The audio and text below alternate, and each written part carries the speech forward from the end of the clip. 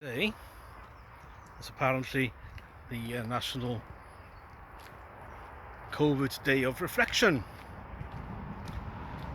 which is a nice piece of propaganda to try to gaslight everyone into thinking just, it's all still necessary. We were right in doing it. Yeah, you can fuck right off with that. It's a day where we remind each other, apparently, that it's only 3 weeks to flatten the curve. Look what happened to that. It's only shutting down the economy. It's only making care home workers redundant, sacking them because they refuse to take an experimental arm injection. It's only.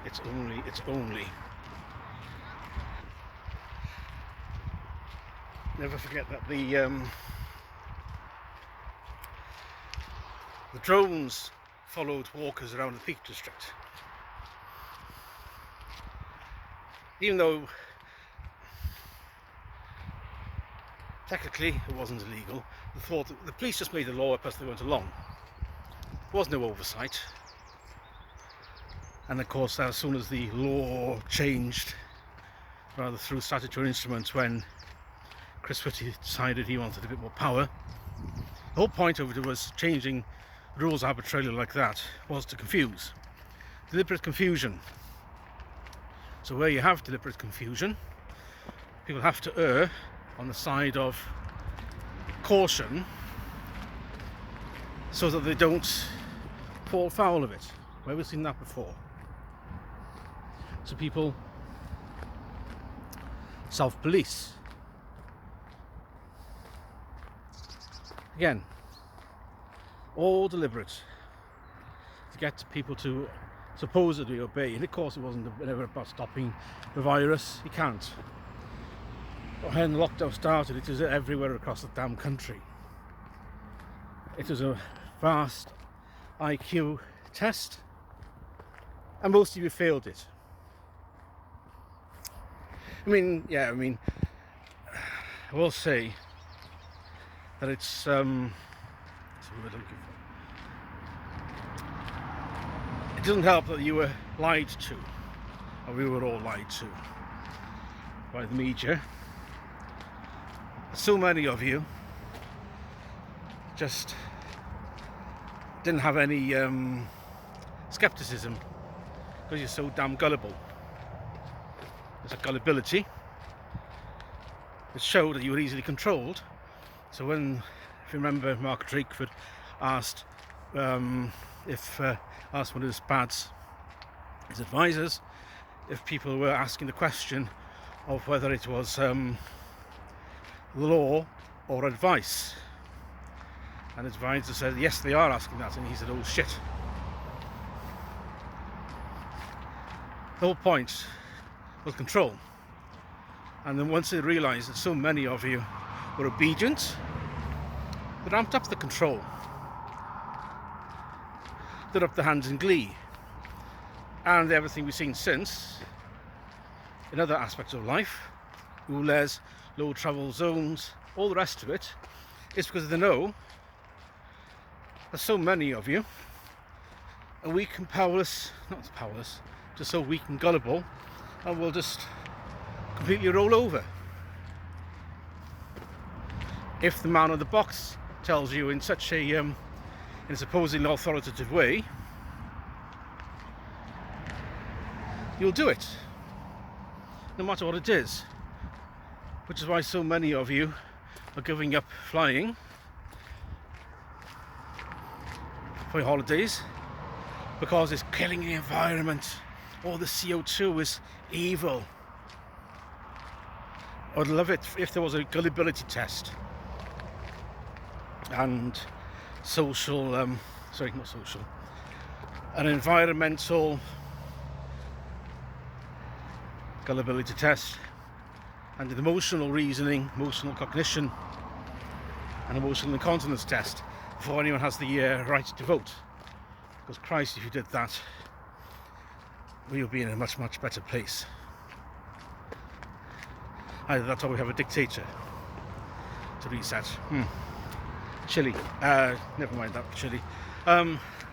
So National Day of Reckoning. That's what I would call it if I was in charge. People sitting at park benches, arrested. People taking out a walking on a beach, arrested. There's a guy in North Wales. He lost his mother, I believe. So he drove from, I think he's living in Mold. So he drove over to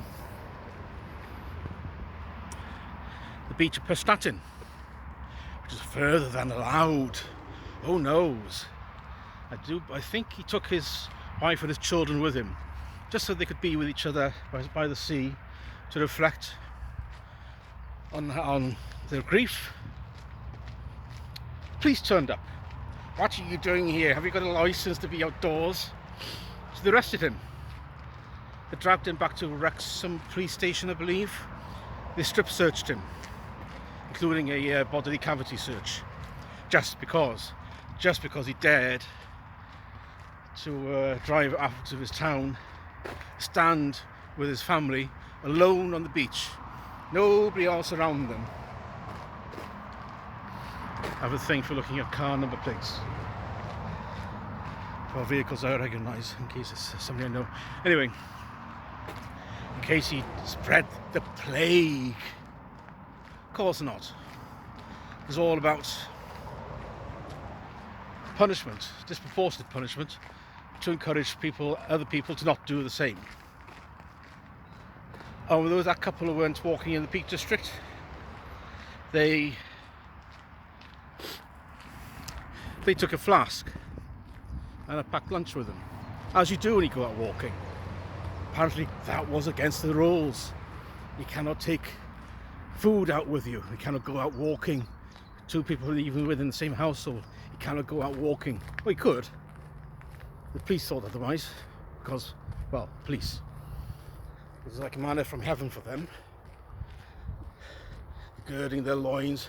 How many plebs can we smack on the head with a truncheon would be for disobeying? So they tried to do something with these people walking in countryside with a packed lunch. Apparently that was forbidden. Did you know we can, as I did the walks like this?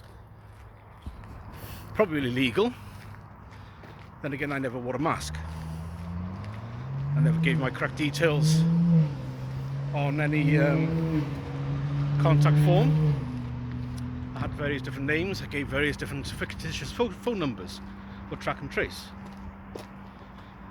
So I disobeyed. Unfortunately, too few did. So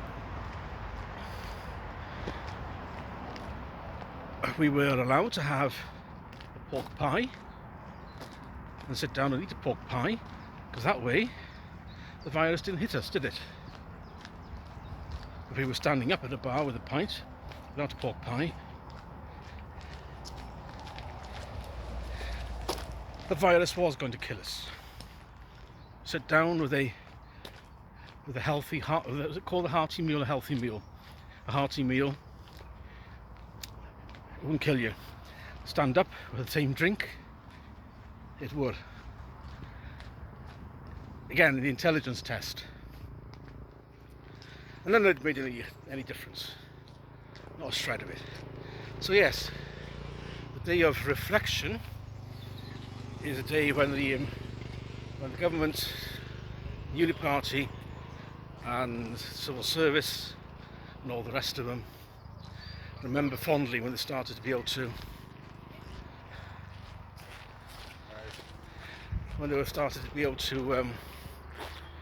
brainwash people into compliance with all that cloying propaganda, with rainbows everywhere,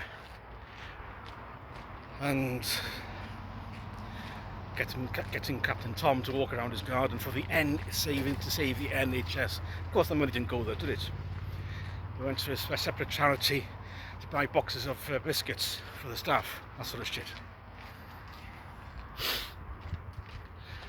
The emotional incontinence basically is a prime example of the emotional incontinence, emotional reasoning rolled out across an entire country. And I'm rather sad, and I live in this society with the rest of you. You weren't able to see through it, and he just dragged us all off a cliff with £400 billion of quantitative easing debt, which we haven't got a hope of paying off. So that's my take on National Day of Reflection. And I'm doing what I did then, out for a nice walk. Is when I started walking around the hills behind me. You actually can't see them. Well, this one over there, the other one on the nest.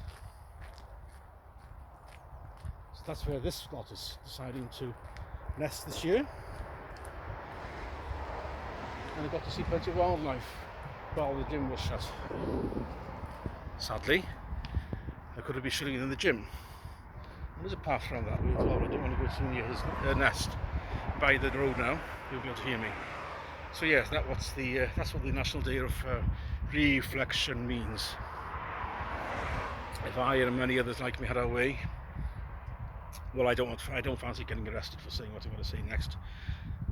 Really about the politicians and the Silver Serpents and Chris Chitty and all the rest of them.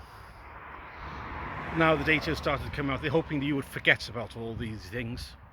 Yeah, you've got to forget about all this crap. Sadly for us, sadly for them, we are not.